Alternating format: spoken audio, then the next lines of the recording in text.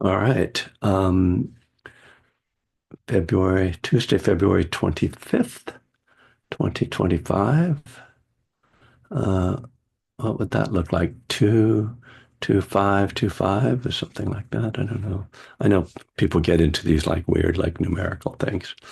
I will say that I discovered last night that Sylvester Stone, Sly Stone, it's was born on March 15th, which is the day after my birthday. So another.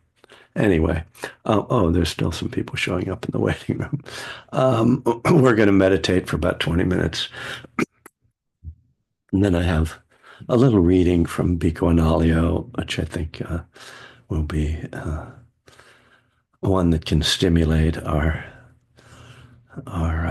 reflective qualities on practice. Um, yeah, let's begin with a sit. Just settling into whatever space you're in and seating or lying down or standing or walking, any of the four postures. But and we want to try to come into a comfortable stillness. You can close your eyes or just lower your gaze. And beginning by just being aware of your body and how you're holding it, what it's feeling like right now. You know, we so often sort of don't pay attention to what's going on with our bodies. So even to take a moment to see how you're feeling can be a good start for a period of meditation or just a moment of mindfulness.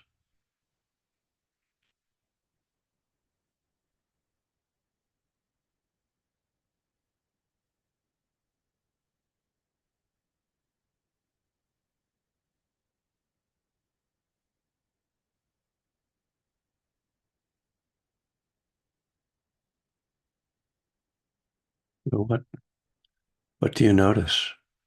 Each of us has our subjective experience. Sometimes when I turn my attention to the body, I actually feel something emotional first.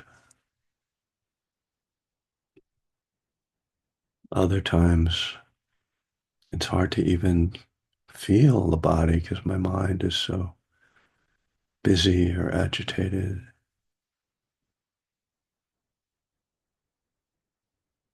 And it's also,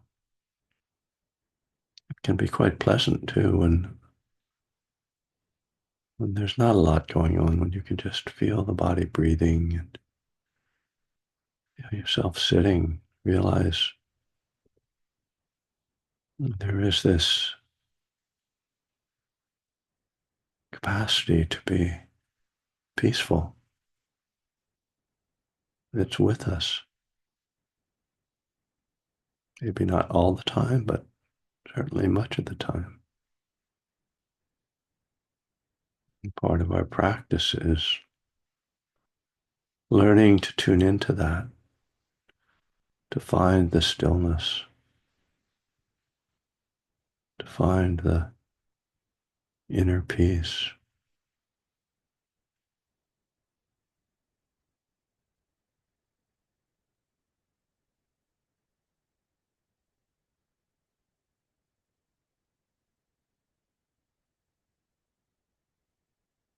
There are different ways of understanding our experience, or even interpreting it.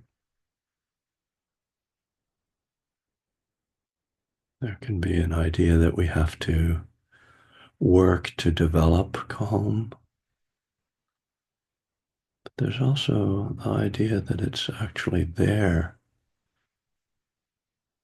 all the time, and there's just an overlay of disturbance. So maybe we don't even have to get rid of the disturbance, but learn to become aware of the more subtle stream of calm, of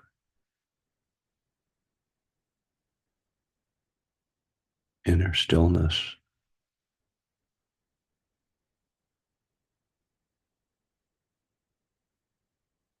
This then means that meditation doesn't have to be such a project where we have to sort through all the five hindrances and develop concentration.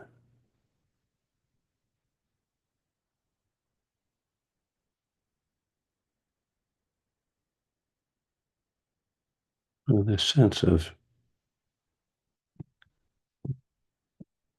being with our experience and allowing it to be as it is so that there isn't a struggle, even to be okay with the disturbance, with the agitation, seeing that just as a flow of energies,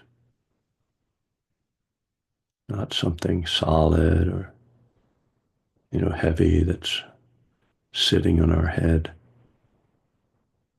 rather something that's moving through the mind, moving through the body, the heart.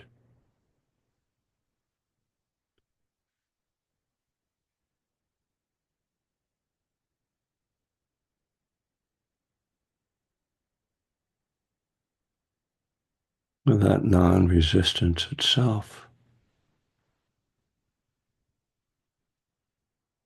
connects directly to the existent peace, the existent stillness. Non-resistance is, in a sense, stillness. There's no movement.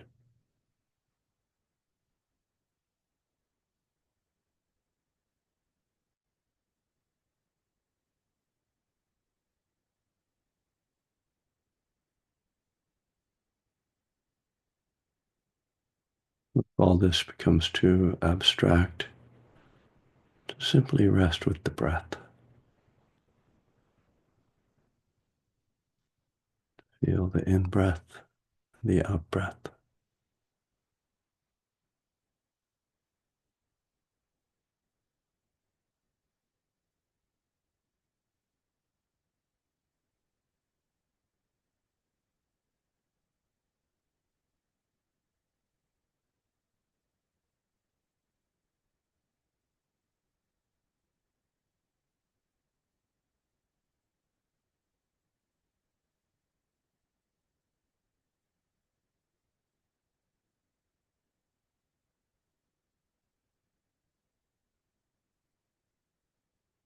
The breath, too, can be approached in different ways. Can just feel a general sense of the body breathing, the movement rising and falling.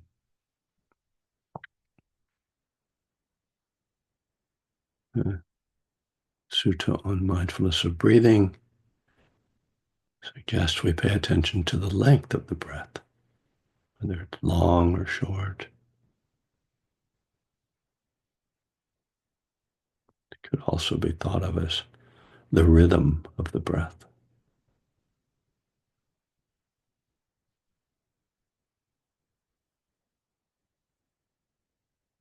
Or we can be more focused on a particular sensations like the air at the nostrils, or the movement of the belly, just feeling the diaphragm expanding and contracting.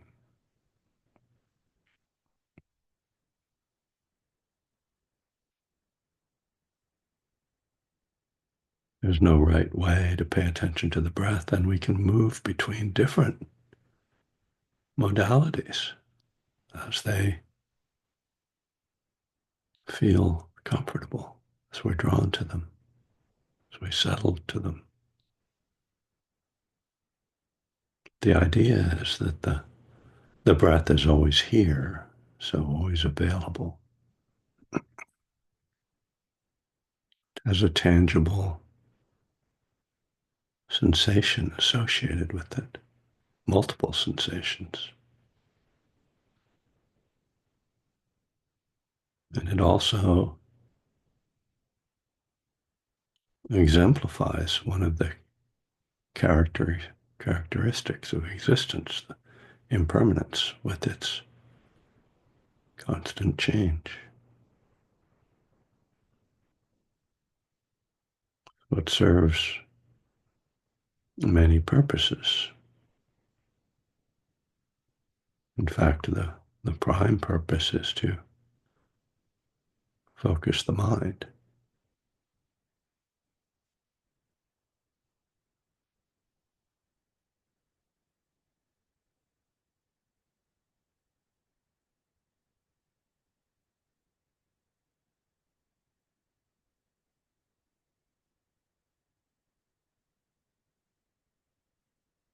We aren't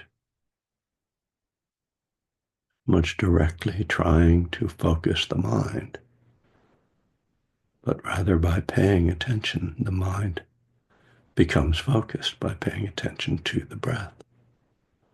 There's a natural focusing that can happen.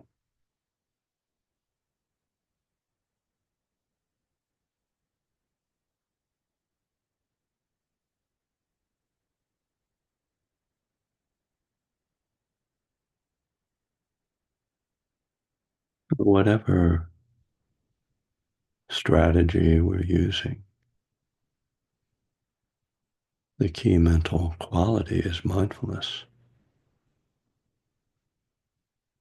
to observe whether we are grasping. If the mind is very busy or distracted, just to see, to come back,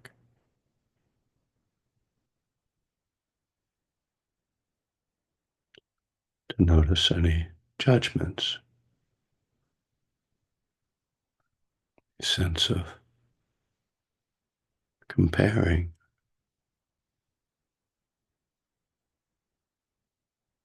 measuring, analyzing.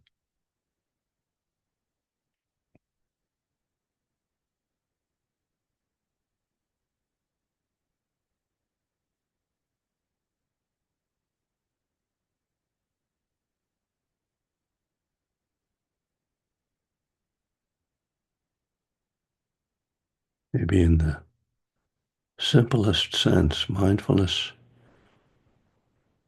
shows us how we are making a problem out of something that is not an actual problem. Paying attention to the breath, being present.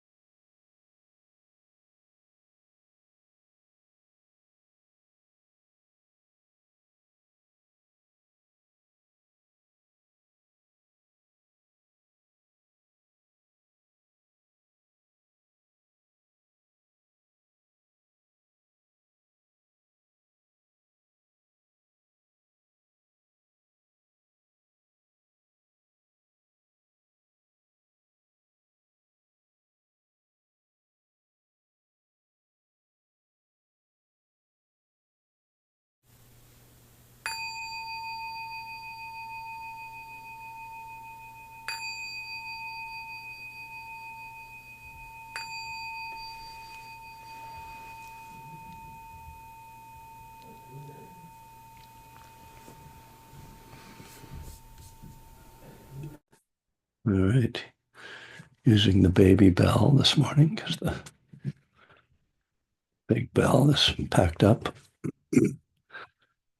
Um, I thought I would talk or start just by talking a little bit about the idea of a self-retreat. Um, I know some of you do this kind of practice, and uh, and some of you have probably never been on a meditation retreat at all. But if you've been on some organized retreats, structured retreats with teachers in a group, and circumstances aren't availing you that possibility, or you just would like to try it,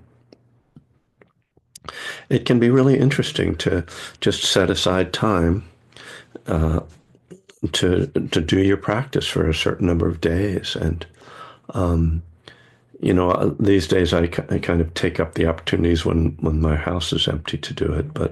But I've also many times gone away and there are some centers that have spaces that Vajrapani has cabins you can rent, and then or you can I've gotten an Airbnb for a few days. In any case, the idea is really to structure your own retreat, um, and and it one of the advantages of it is that it kind of takes off some of the pressure of being on a retreat, like the schedule that you have to follow. Like maybe you're taking a walk. It's like, oh, I've got to get back for the next sit. It's like, no, I can push my sit back. I can sit, and you obviously you have to trust your own discipline. You have to be disciplined to some extent. But if you're a serious practitioner and been on some retreats, it's probably not that difficult for you to do that.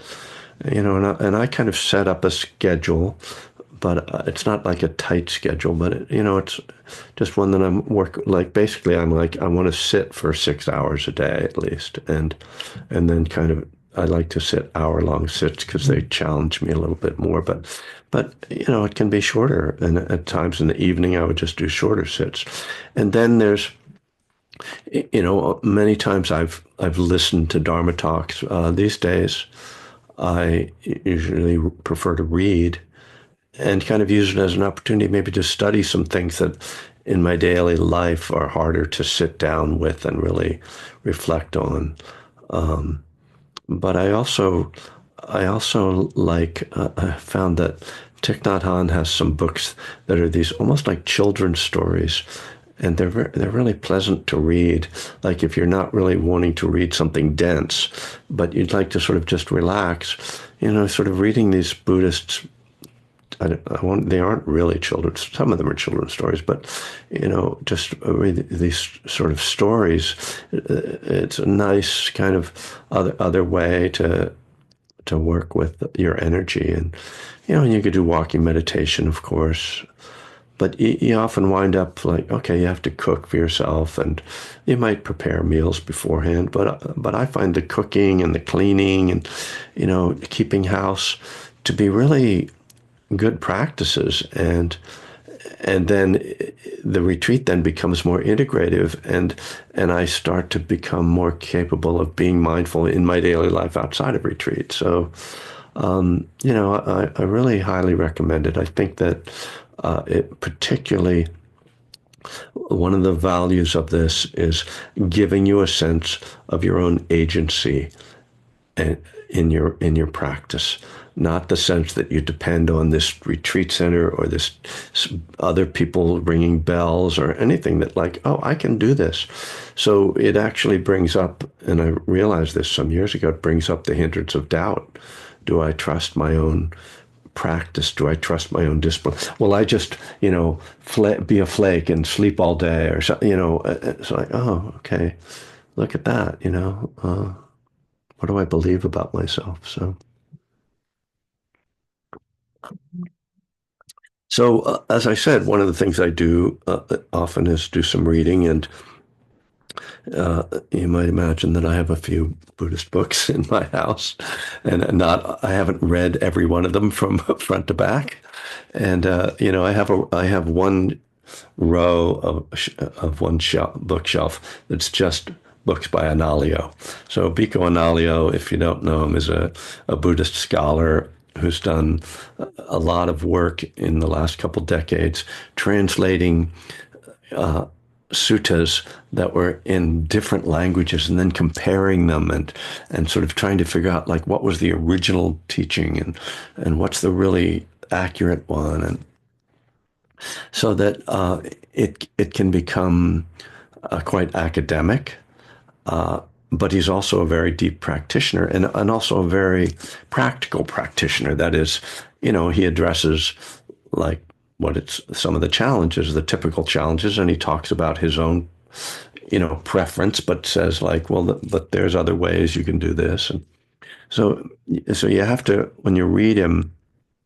Sometimes you might want to skip over certain sections or sort of get through them to get to something that, because I'll be reading it kind of going, yeah, yeah, okay, whatever. It's like you're sort of understanding it, but sort of half understand. And then you land on something where it just pops out. So that I want to share with you one of those, and I'll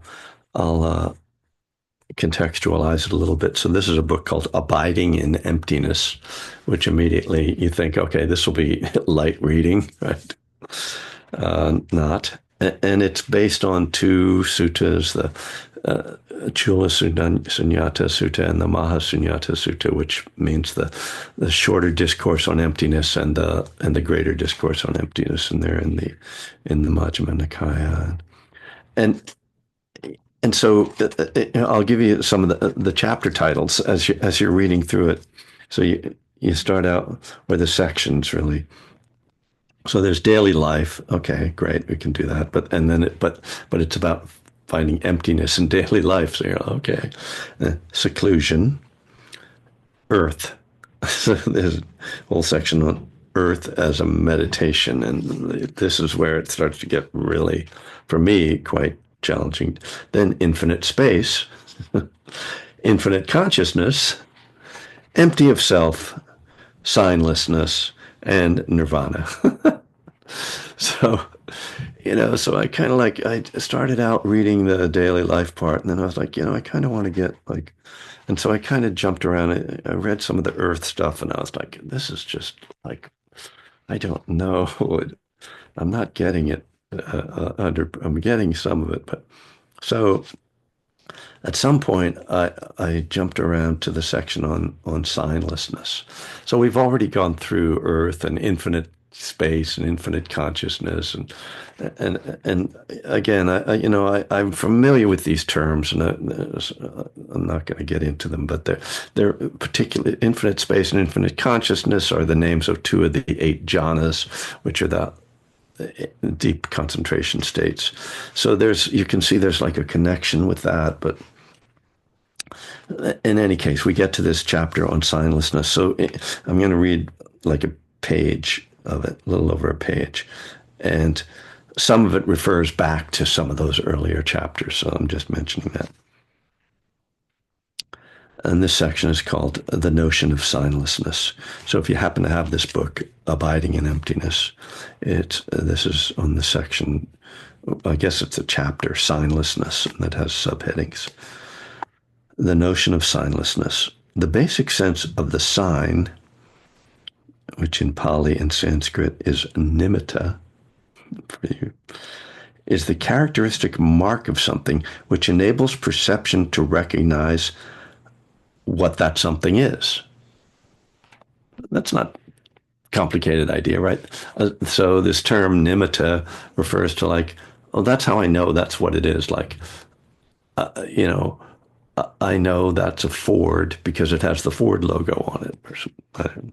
Silly.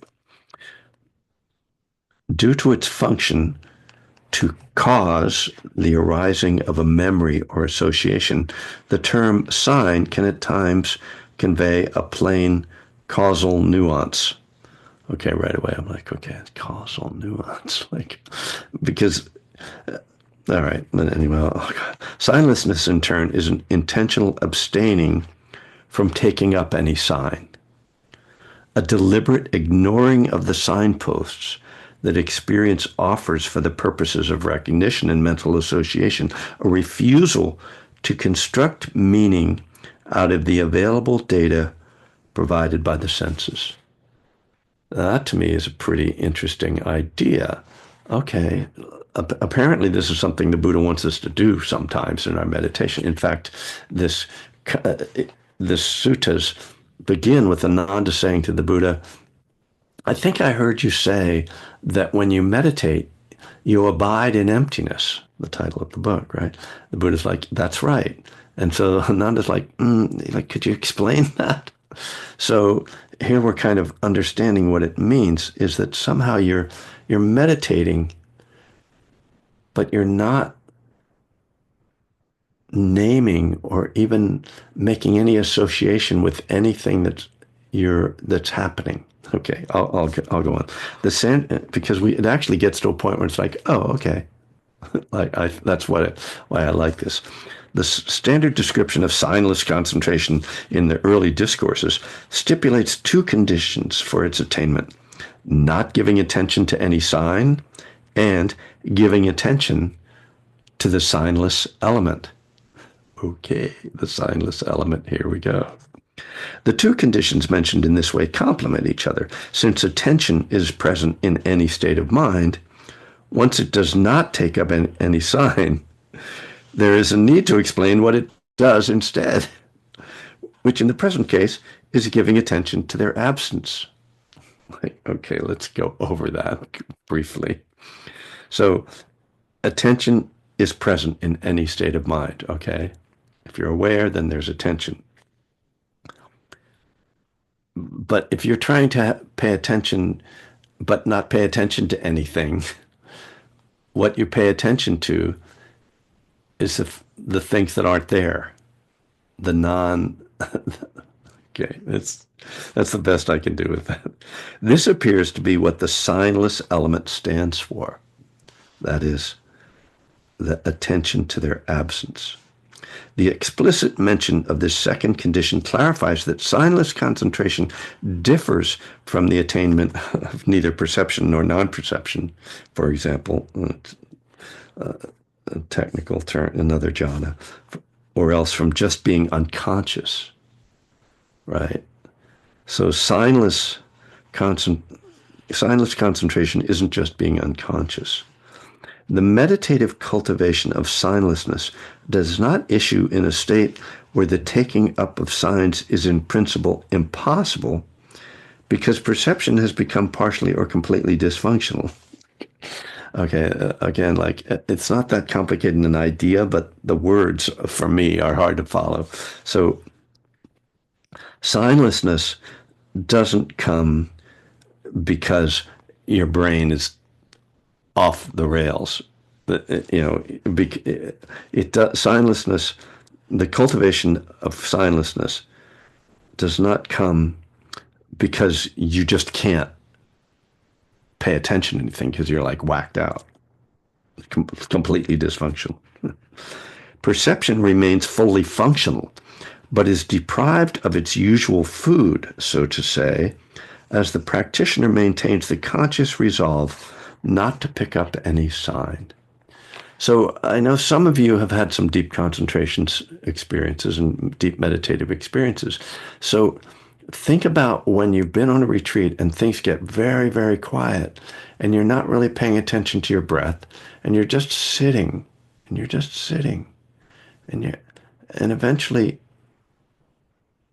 it's just like in Zen, we say thusness or isness, right? It's just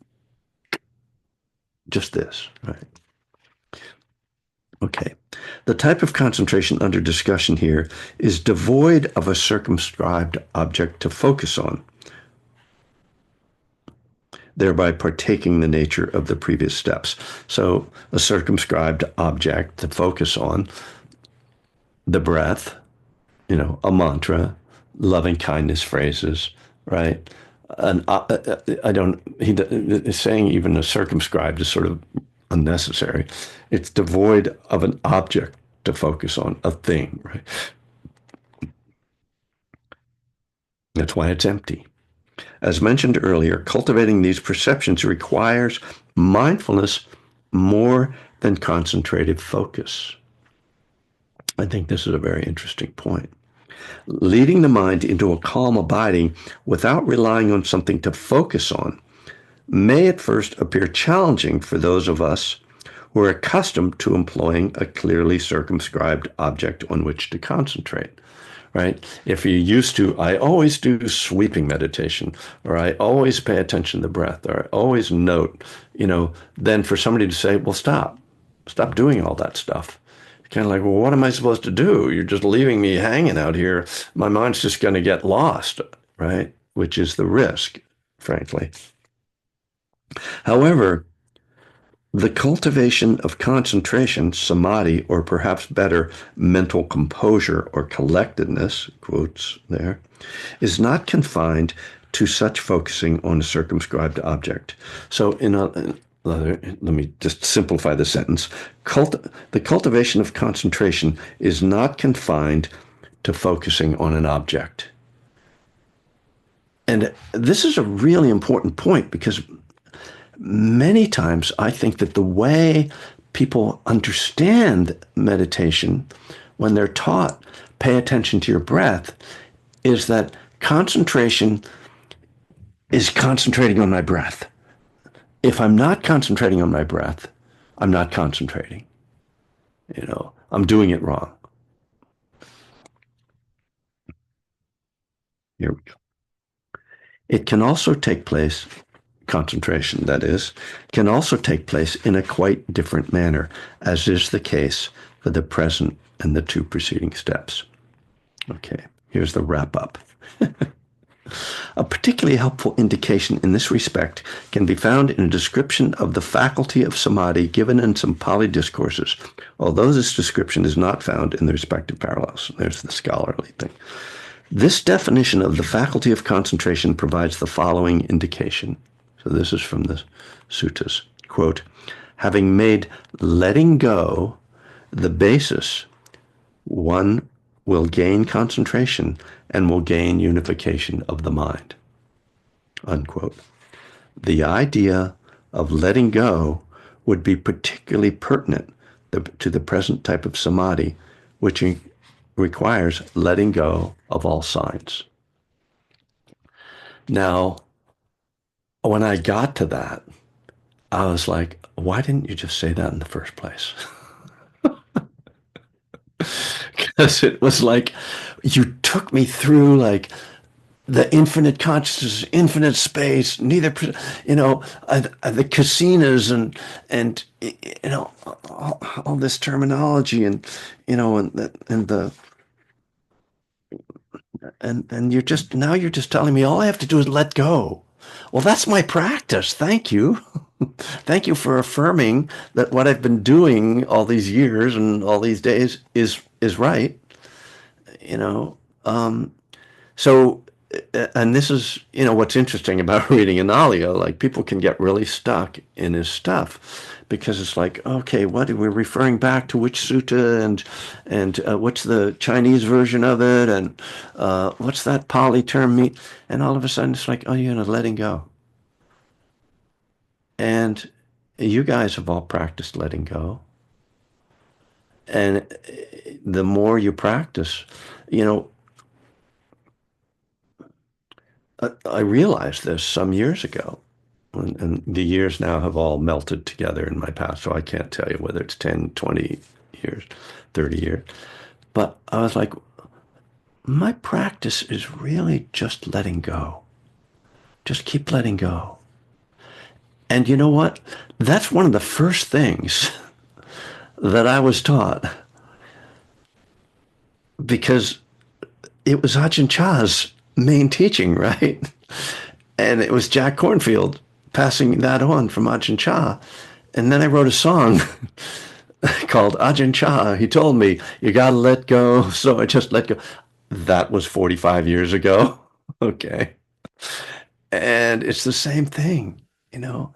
And, you get a book. It's like, okay, I'm going to study about abiding in emptiness. Okay, this is going to be deep.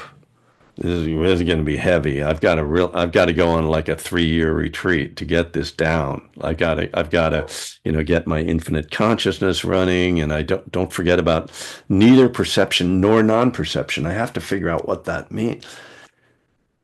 Like, no, just fucking let go, just. And so it's really interesting then because if you practice letting go in a serious way, and particularly on a retreat, and you keep letting go and keep letting go, you will find yourself abiding in emptiness. You'll be there, and you might not even know that you're there. You probably won't, you know. But afterward, you'll hear a Dharma talk, or you read a book, and you go like, "Oh yeah, I think I was hanging out there. Yeah, right. That's right. Yeah." Because it's a natural place. Again, what we get into this a thing about, well, I have to do all these practices and develop all these, states, and you know, I got to build it all up. And it's like what I was saying in the guided meditation today. It's actually there.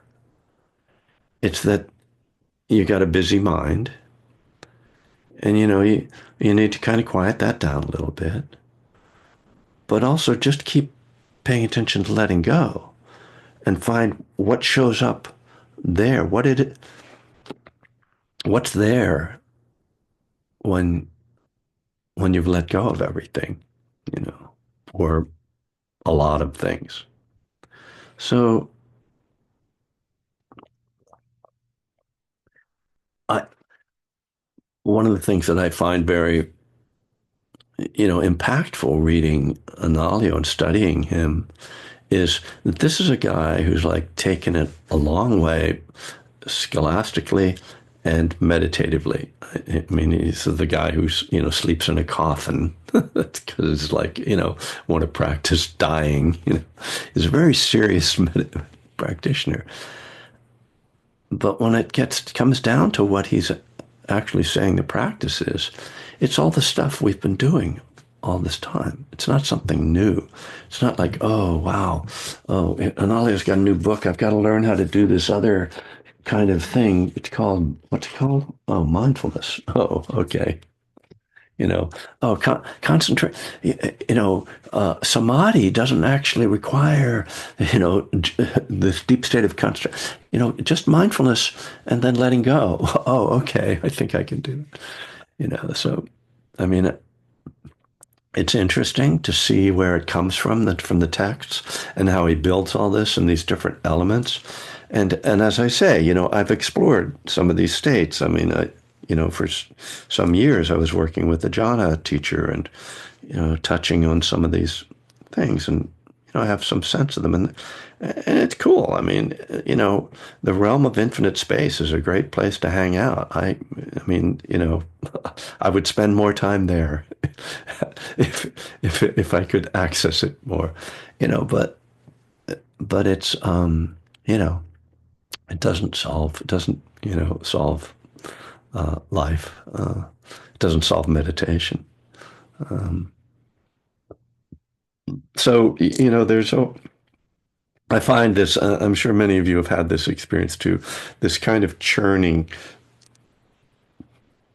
as you're doing some study and doing some practice, and maybe on a retreat or you hear a Dharma talk, and there's kind of like this kind of grasping at teachings, or trying to understand some subtle point of Dharma,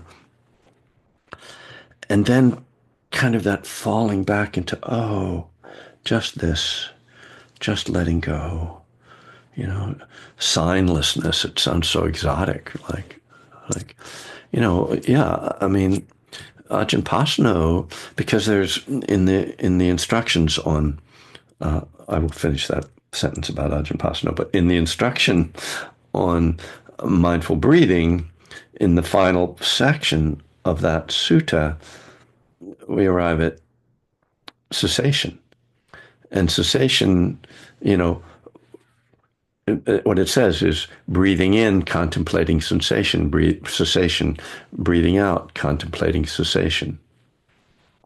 And that's, I would venture to say, we might need to ask authorities, that this is essentially signlessness. And it's interesting that the way that Ajahn Pasno talks about it in his book Nourishing the Roots is paying attention to what's not there, which is exactly what Analayo says the signlessness is. It's the yeah, the how does he describe it? He says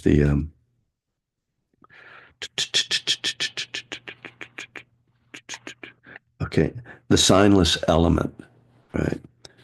Uh, since attention is present in any state of mind, once it does not take up any sign, there is a need to explain what it does instead, which in the present case is giving attention to their absence. And so Ajahn Pasno says, when you get to breathing in, contemplating cessation, you can notice like, oh, the hindrances aren't here. Breathing out. Oh, right now there isn't, this. And then what's it like when you let go of the breath? You know, what's there? When you just, it's really turning the attention back on the awareness itself, which is empty, right? And so the attention itself, we could say, we could equate that with the signless element because there is no sign in the attention. That's a Kevin statement. Don't take that for gospel truth, or maybe I should say for sutta truth. All right, you guys, thank you for your kind attention, and we have some time left for any questions. I see a few people have had to leave. I think they were like, "Oh, this is too much. I need to go into emptiness. I need some emptiness, please. Some signlessness. I'm just gonna." And how do I do that? Oh, leave the meeting. Now, if we had like a leave the meeting in our brains, we could do that with just get right into signlessness. Click. Bill, hi.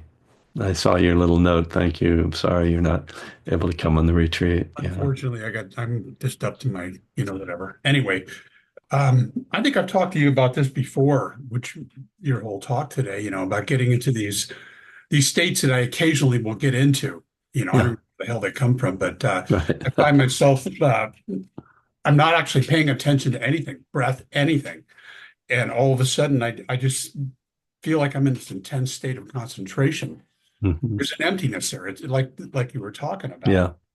And then all of a sudden, then I find myself aware that I'm Yeah. aware of this that's going on, and then I'm going, shit, I want to hang here for a while. And then I get Mhm. into this thing. I think you told me one time, you said that's clinging. You can't hang on to that kind of stuff. But when it's over, it's over. And I go, okay, Yeah. but it's just a state that may last for a few minutes or whatever. Hmm. That's about it. Yeah. Yeah. Yeah. Yeah. These are accessible. These are not like, you don't have to spend 3 years in the mountains of Tibet to get to these states. And yeah, there's a they're subtle, but we can also kind of, I mean, for me, it really is, it's letting go, but there's also this element of like, um, we can kind of point our mind or incline our mind to these states once we've accessed them a few times, once we're somewhat familiar with them. And you can point yourself and you might go there or you might not. It's kind of like, is this what the way I think of it is I'm saying to myself, is this available right now for me? And then I'm kind of like, Mhm. and that space might open up, or it may just be like, donk, Yeah. no, that's not really available.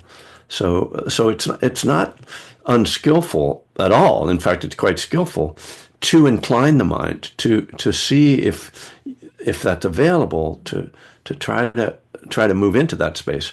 But yes, that inclining, we need to avoid it becoming grasping or chasing after. And so that's a subtle thing. And this is why, as he's saying, mindfulness is the key to this, because you have to be mindful that you're not grasping, and you're also mindful of the state or the non-state. You're mindful of and you're mindful of letting go, which I think is just an interesting term in itself. Like, what does that mean? To like tune in, like, what am I holding on to? And how am I holding on to it? How is that holding on happening? And how do I let go? These are all like the subtle questions of meditation. And you can kind of just drop those questions in, like, where is there, what am I hanging on to right now? I had a moment, couple days, might have been on Sunday morning, when I felt this pit in my chest. And it was like that, oh God. And I I made a shift in perception where I opened up and kind of channeled energy through my body. And again, these things are hard, they're hard to describe, but it was just like, oh, just like let that, and it wasn't pushing it away, the feeling away. It was just making space so that that wasn't the whole, wasn't like grasping my mind into this, like, oh, this is bad mood. Because sometimes, as I talk about a lot here, I will turn my attention to that feeling and breathe with that feeling and see if I can just let it be there without fighting it. But it felt like I wasn't really doing that, that it was more like I was stuck there. And I just thought, well, is there an alternative? Like, there's more to my mind than just, and the more to my experience in this moment than just this heaviness in my chest. There's actually my whole body and my whole mind. And let me just open that up and see what happens. And it like just there was a huge shift. It was really interesting. So, I mean, that's just another example of the subtle ways that we apply mindfulness to our experience, and we just kind of dance around and experiment. Like, what's what's happening, and what's a way to respond to this? Do I need to go in closer? Do I need to step back further? Is there something I need to let go of? Do I need to focus on an object? Do I need more attention? And there isn't one way to do any of this. It's a dance, and this is why retreats are really valuable, and why daily meditation is valuable, because it's not one thing that you're learning to do. You're learning a whole raft of skills that you try to organically learn to apply and a lot of times that's trial and error in any given moment.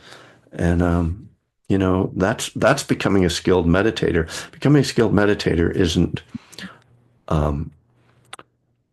getting really good at concentrating, which I think most people think that's you get really good at meditating when you can really quiet your mind down and just sit. Like, that's not, no, that's just being good at concentrating. Being a skilled meditator is being able to face the array of experiences and have an array of tools for engaging them and playing with them. So it's that art of practice. So that was more than anybody asked for. But and during that time, I see Debbie gave up. So I'm calling on you now, Debbie.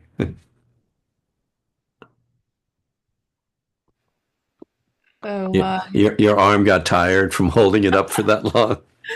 No, I was getting, my mind was starting to go everywhere. I mean, this is such a, yeah, thank you for this session today. It's such a huge realm. And, I really look forward to reading the book, Abiding in Emptiness. It's Good like, luck. I know, really. But, it's like the word, we need the words because they're the pointers, right? Yeah, And yet then we find this actual experience is wordless, it's nameless, it's an embodiment kind of thing. yeah, yeah, And I have found that often when I've landed there and it seems like the doorway or the journey is, breathing in with awareness and then this breathing out, releasing, and it doesn't matter what's coming through my stream of consciousness or body or sensations. It's this role of breathing in and recognizing and breathing out and letting go. And then at some point I'll end up in I can become aware that I've been in that place when I return when I'm coming out of it. It's Yeah. like Yeah. awareness of the awareness. It's like, is this so is in that moment is awareness an object? Mm. Because when I recognize, oh my, whew, and there's not a word to go with it, but the relationship with life is different. Yeah. It's something that's not explainable, right? And so I feel like the beauty of it is when I'm not striving, when I just rest in the practice of releasing, of receiving and releasing until I'm not attaching to whatever's coming through the sense doors, until it's just this spacious flow. And then all of a sudden it's like I'm dissolved into it all. It's a selfless thing. Yeah. It's Yeah. a unification Yeah. kind of thing. And it's like I can't conjure it up. No. But when it happens, it's such a gift. But my question to you is when I'm coming out, and there's this mental, recognition. Oh my Mm. gosh, there I was. Is that in that moment, is awareness a mental object? Is that an object? I, Does that I make don't have sense? an answer to that. No. I was And, just and curious. I know, and I think, all the different Buddhist traditions have different ways of even talking about these things, right? You have the Tibetans with these kind of exotic, sometimes imagery with it. You have Zen that's like very cut and dried, and then you have these Theravadins who are like taking it apart, piece by piece and trying to put it back together. And all of it is trying to understand, put words on the, as you're saying, the wordless, and and some teachers or teachings will give more meaning to this, and others will point more to like non-attachment. I, yeah, what I'm more interested in, rather than defining what's happening, is understanding what the value of this is, and how it applies in terms of insight, right? And to me, this then comes back to perception. That is how I understand reality, what I and how I interpret reality through my memory and my conditioning. And that's what I think that this practice is really about, because the the whole idea that the sign is about perception, okay? And we all interpret our experience in different ways. And how we interpret our experience then has a huge impact on how we feel, on how we think, and how we act in the world and how we interact in the world. And so perception it's so important to keep an eye on perception and be careful about it and remember that it's conditioned, that it's not reality, it's not truth, it's your own understanding or interpretation of reality right now, and you might be wrong. So keep an eye on that. So that to me is more important than like what is this state and how do I understand it from a meditative standpoint, but rather why I think the Buddha wants to hang out there and do that is that like perception is where all the problems of the world are created. And when I can stop being engaged in naming and trying to create and interpret and figure out reality, then there's this great freedom that comes from that. So that's why it's a pleasant place to hang out, But then secondarily, and in practical terms, knowing that all the problems of the world come through my perception, and, and my which is another word for perception is belief, you know, then which is also views and opinions, right? So, and knowing that and keeping an eye on that, I think is the insight part of this that's so important. Like, just keep an eye, keep your mindfulness applied to how you are interpreting what you're experiencing and what you're believing about it. So, Yeah, and I just want to add, sometimes that might, all I know is when I come out of this particular experience, I move differently in the world. yeah, I'm right, softer, yeah, I'm more present, I'm yeah, more courageous. And so for me, I feel like it's supporting this thing, this organism to contribute to compassion and kindness and wellness in the world. And if that's what it does, I'm in. yeah. Yeah, so that's the transformative aspect of it. That's beautiful. Thank you.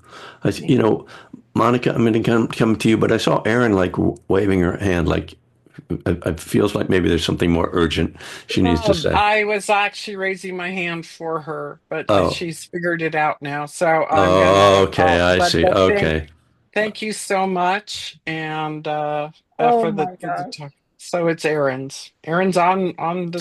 Take it away, Erin. I, You yeah. are. All I want I you to had know to you do. are on the spot, and we are all judging you right now. So just in case. Oh, Yeah, well, just know I'm as close to perfection as you can be. excellent, excellent. Excellent. Um, now I forgot. I couldn't figure out that freaking hand thing.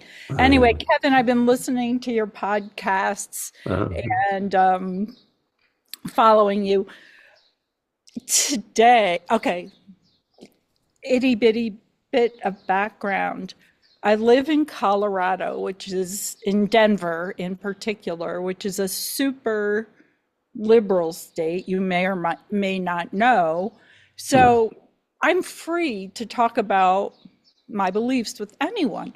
Here in Arizona, yeah, where I stay for the winter, uh, what you just said, I've learned in my meditations, which is I can't judge everyone. They might be a different whatever, uh, and might believe in the color orange. But if I continue with those perceptions, I am not going to have any female friends here. So I've had to start thinking mm, of them of that word as adjectives and not as nouns. You know, mm, that's not the whole person. That's just yeah, a little bit. But what I was going to say before you said what you said was I was in a meeting this morning in yeah, here. And to my complete shock, the chair said she had just read something in, I think it was the 12-step workbook or something like that, that Buddhist, she said the word Buddhist. uh-huh. And this is a place where the only God people talk about is Jesus and Christ and all that. And Mm, I know for a fact she's an atheist because she told me, but this speaks to her. Buddhism speaks to her. uh-huh. And so I just really just have a question. So everyone's sitting there, you know, duh. And and I've had conversations with people around here. Well, I pray on that, and I pray, and I pray. Do you ever meditate? Well, that's kind of meditation, isn't it? I'm like, I don't know. Do you get still? Could And be. really, the way they're talking about it, no, it's more talking out loud to God. So, okay, this is a simple question. Hmm. Do Buddhists pray? I think the simple answer is yes, but there's two elements that are distinct about that. One is Buddhists aren't praying to God or to anyone else, and so that's the first part. And so the form of prayer looks different. So because I consider loving kindness meditation to essentially be a prayer, because you're sitting there and you're saying, may I be happy, may I be peaceful, may I be safe. So there's a wish involved in it, because prayers seem to involve some kind of wish, and and there's words, and it's not just paying attention to the breath. It's so meditation and prayer, I think they bleed together, because how we in contemporary Buddhism define meditation is as kind of the combination of mindfulness and concentration, and that it's not really aimed at any. It's sort of aiming at signlessness in a way. It's not aiming at any particular result. That really what its purpose is to put the mind in a particular state of calm and awareness. Mhm. That makes sense, right? That's kind of what we try to do with our meditation.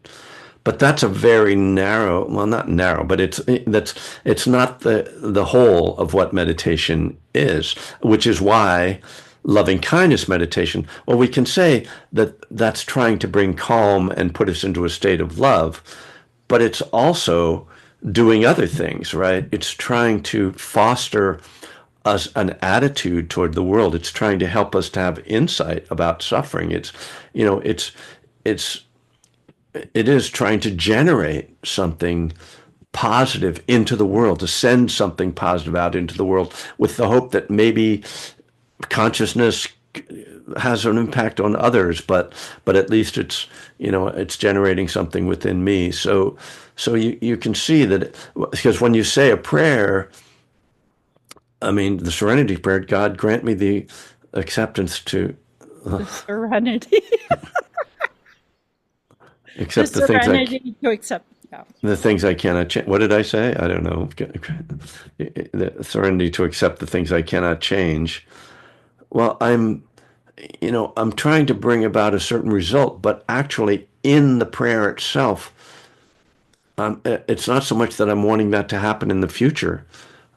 By reminding myself that, you know, I'm fighting right now to make something happen, it helps me to let go, right? I mean, the serenity prayer it's about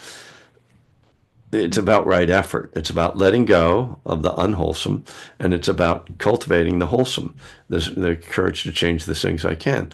So it's all wrapped up right away it has a meditative component. So, but nonetheless, I think the simple question you're asking about, if somebody is just, saying their Hail Mary or something and then going along with their day, they're probably not cultivating the the mind states of calm and clarity that are so valuable, and they're missing out on really developing because those mind states, you know, are the way to freedom.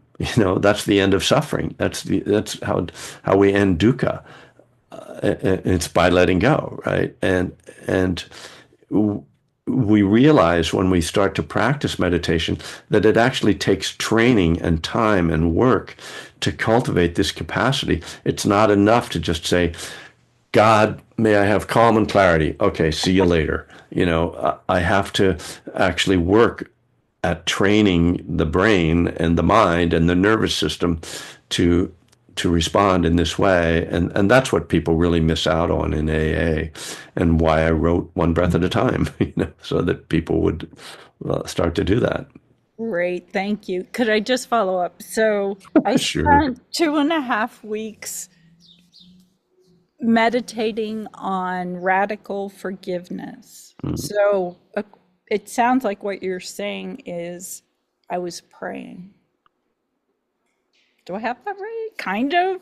I mean, I was in a deep kind of. No, I think you're cultivating a certain mind state, so it's meditative in that way. Yeah, as I say, I mean, there's a we can say that, maybe there are polarities. Over here there's like this, God save me thing that's like not related to meditation, and over here there's like the signless meditation. But when you start to come closer, if you're reflecting on forgiveness, you're doing loving kindness, you're chanting the refuges, the components really start to blend together. So there stops being a really clear distinction. Okay, so I can tell these people I'm praying too. Yeah. Yes, you can, absolutely.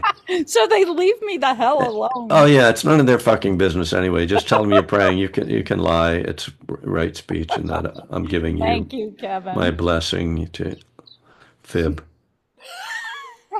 You're awesome. Thanks, Aaron. All right, you guys. Well, we're off. We have to finish cleaning the house so that the family that comes home tomorrow will come home to a nice house. And then we're off to the retreat, and I'll tell you all about it, or maybe not. You never know what I'll do next week. I don't like to make promises about the future. So I hope everyone is well. Don't drink or use no matter what. Continue to meditate every day, and to try to not be overwhelmed by the world, which is trying to overwhelm you. So blessings. Namaste. Peace. Peace. Thanks, Kevin. Thank Okay. you. Thank you, Kevin. All right. Thanks, Kevin. Bye-bye. Thanks for hanging out, you guys. The hardcore. Thanks, Kevin. Bye. Have a good retreat. Thank you. You too,